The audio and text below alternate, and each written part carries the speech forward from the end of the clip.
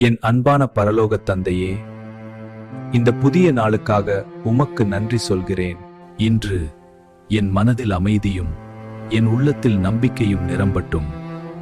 கர்த்தாவே, என் எண்ணங்களையும் என் செயல்களையும் நீர் வழிநடத்தும்.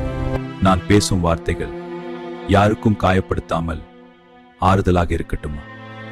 என் இதயத்தில் இருக்கும் கவலைகளை சமாதானத்தால் மாற்றும். என் பலவீனங்களில் எனக்கு பலம் கொடு.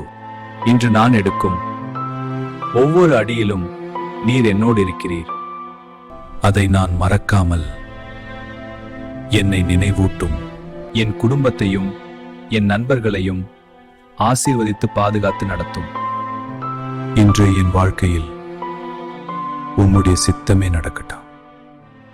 இயேசுவின் நாமத்தில் ஜெபிக்கிறேன். ஆமென்.